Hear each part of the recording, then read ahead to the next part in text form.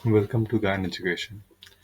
हमारे free counselling sessions के इस वीडियो में हम लोग बात करेंगे क्लास 6 के एक बच्चे के डाउट के बारे में, जो कि मैथमेटिक्स के चैप्टर 7 से है, जिसका नाम है फ्रैक्शन। बच्चे ने हमसे पूछा है question number 6 and question number 8 के दो डाउट्स के बारे में, जो किस तरीके से हैं। तो इस इन क्वेश्चंस को समझने से पहले हम थोड़ा सा ये देख लेते हैं कि फ्रैक्शंस कैसे कैलकुलेट किया जाता है। तो यहाँ पर हम देखेंगे कि फ्रैक्शंस क्या होते हैं, उसे कैसे कैलकुलेट करते हैं। तो दो एग्जांपल से समझेंगे। एग्जांपल 1 में मान लीजिए एक पिज्ज़ा है और इस पिज्ज़ा को खाने वाले 8 लोग हैं। ठीक, तो हमने इस पिज्ज़ा को 8 हिस्सों में काट दिया। तो 8 लोगों में इस पिज्ज़ा को हमने बराबर बांट दिया, तो टोटल पीसेस है 8। और इसमें से 3 लोगों ने पिज्ज़ा खा लिया। मान लीजिए इसने इसने और इसने पिज्ज़ा खा लिया। तो अब पूछा जा रहा है कि कितना फ्रैक्शन जो है इस पिज्ज़ा का खाया जा चुका है। तो इसको निकालने के लिए हम कैसे निकाल सकते हैं?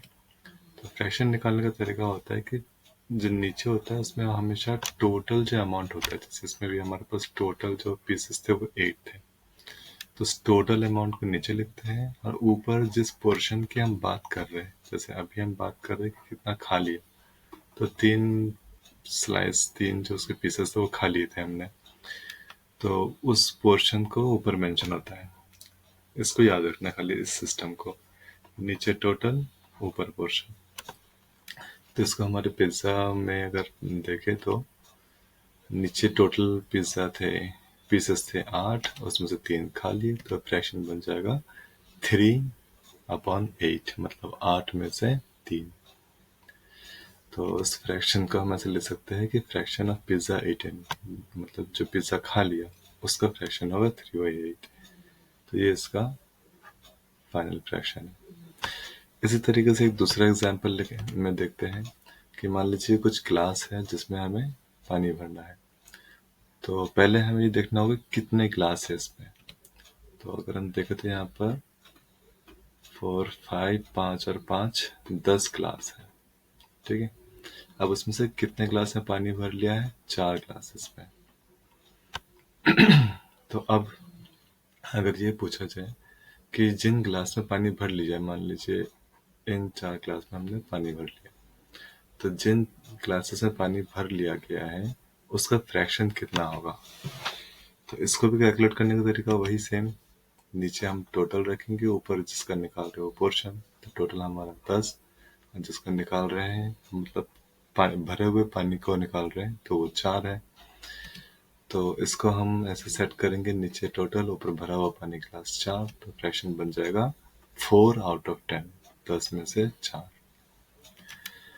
तो इसको हम ऐसे लिख सकते हैं कि फ्रैक्शन ऑफ फिल्ड ग्लास, जो भरा हुआ ग्लास है, उसका फ्रैक्शन होगा हमारा 4/10। अब इसको हम फर्दर कैलकुलेट करें तो हम देख सकते हैं कि 4 और 10 दोनों ही जो है 2 के टेबल में, 2 के मल्टीपल्स है।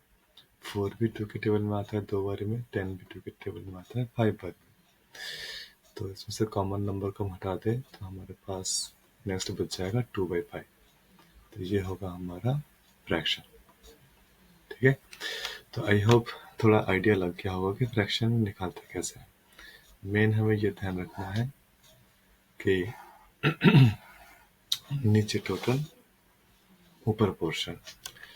तो अब हम आते हैं हमारे क्वेश्चन में। तो यहाँ पूछ रहा है कि what fraction of day is 6 hours. यानी यहाँ पर दो चीज़ों पे सवाल है, दो चीज़ों को कंपेयर करना है, 6 घंटे का और एक दिन का। आई एम सॉरी, थोड़ा मेरा गले में खराश सा है। तो पहले हम देख लेते हैं कि जो दिन होता है, ये हमारा पूरा एक दिन है, उसमें सारे घंटे हैं, तो कितने घंटे होते हैं। तो अगर आपको पहले से पता है तो बहुत अच्छी बात है, अदरवाइज हम यहाँ से डिटेल में देखते हैं। तो देखिए ये जो है ये 0.00, अगर आपको नहीं दिख रहा तो मोबाइल में इसको और जूम करके देख सकते हो। तो जो 0.00 है ये रात के 12 बजे शो करता है, मिडनाइट। ठीक है, उसके बाद फिर रात का 1, रात के 2, 3, 4 करते करते सुबह हो गया, फिर 12 बज गए दोपहर के, इसे बोलते हैं मिड डे। उसके बाद फिर ये मतलब ये जो रात वाला पोर्शन है सारा AM में रहता है, 4 AM, 5 AM, 6 AM। और उसके बाद जब दोपहर के बाद आगे बढ़े तो फिर से 1 बजता है, 2 बजता है, दोपहर के 3-4 बजते हैं, बच्चे स्कूल से आते हैं इस टाइम। तो इस चीज को 24 फॉर्मेट में 13, 14, 15 लिखा जाता है। तो जब दोबारा रात के 12 बजते हैं तो 24 फॉर्मेट में अगर देखें तो 13, 14 करते करते वो रात के 12 बजे तक 24 घंटे हो जाते हैं।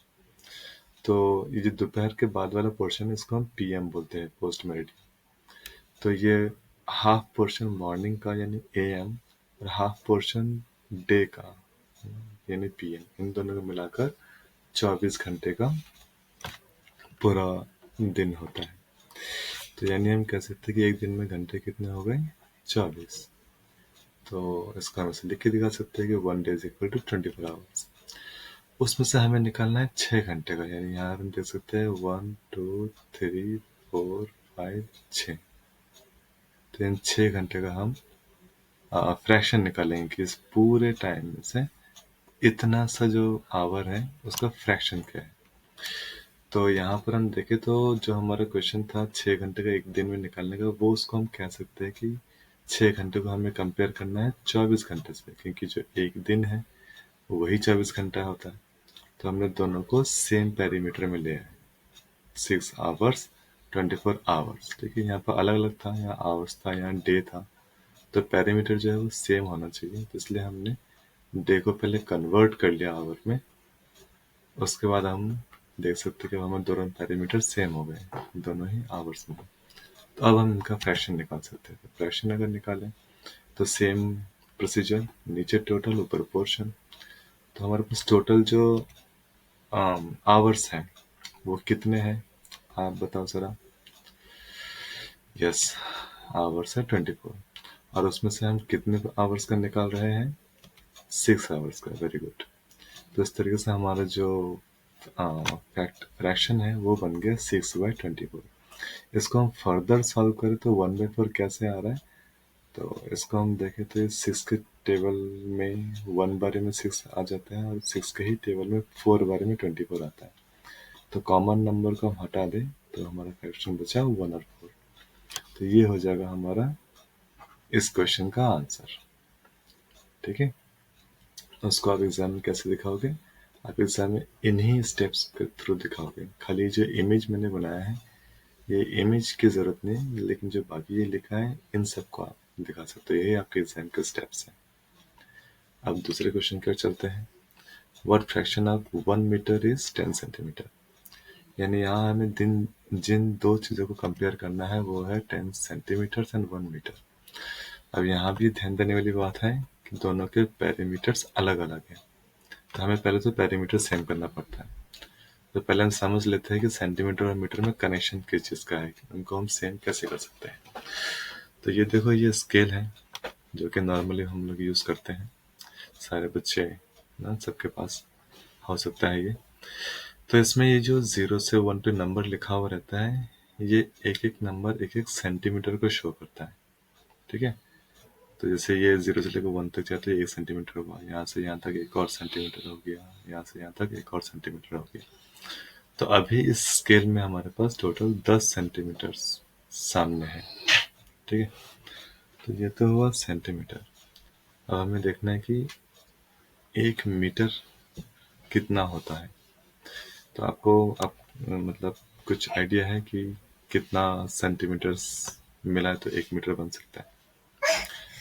अगर नहीं आइडिया है तो भी कोई बात नहीं, हम यहाँ देख लेते हैं। देखिए यहाँ कितने स्केल हो गए, 10 सेंटीमीटर यहाँ, फिर 10 यहाँ, 20, 30, 40, 50, 60, 70, 80, 90, 100। यानी कि 100 सेंटीमीटर्स को अगर हम मिलाएं तब ये बनता है 1 मीटर। ठीक है, तो ये ध्यान रखना है ना, ये जो कुछ पैरामीटर्स होते हैं ये हमें पता होना चाहिए कि इनके बीच में कनेक्शन किस चीज़ का है। तो अब हम कह सकते हैं, मतलब स्टेप में लिख के दिखाना है कि 1 metre is equal to 100 centimetre. तो अब हम कह सकते हैं कि जो हमारा कंपैरिजन है वो है 10 सेंटीमीटर एंड 100 सेंटीमीटर के बीच। हमने 1 मीटर को 100 सेंटीमीटर बना दिया। तो फिर से हम फ्रैक्शन निकालेंगे, नीचे टोटल ऊपर पोर्शन। तो अब बताओ नीचे टोटल में कितना लिखना है, कितने सेंटीमीटर्स? यस, 100। और ऊपर पोर्शन में कितना सेंटीमीटर लिखना है? 10। अब इसको फर्दर कैलकुलेट करें तो देखो हम कैसे कर सकते हैं। तो अगर 10 का टेबल तो वैसे आसान होता है, गिन सकते हो। 10 के टेबल में 100 10 बारी में आता है, तो कॉमन नंबर हम हटाते तो हमारे पास फ्रैक्शन बच गया 1/10। तो इस वाले क्वेश्चन का जो आंसर है वो है 1/10। ठीक है, तो आई होप इस वीडियो ने आपको इन दो क्वेश्चंस के आंसर समझने में हेल्प किया होगा। तो इस तरीके से और भी अगर हेल्प चाहिए तो गायन एजुकेशन के इस 28 फरवरी तक चलने वाले काउंसलिंग प्री काउंसलिंग सेशंस का फ़ायदा उठाइए। ये रहा नंबर, इस नंबर पे कांटेक्ट कर सकते हो। कहाँ जा रहा है ये? इस नंबर पे, और इस एड्रेस पे, या फिर आके ऑफलाइन भी क्लास प्रॉब्लम्स डिस्कस कर सकते हो। So thank you so much, all the best सबके एग्जाम के लिए। फिर मिलते हैं नेक्स्ट किसी वीडियो में।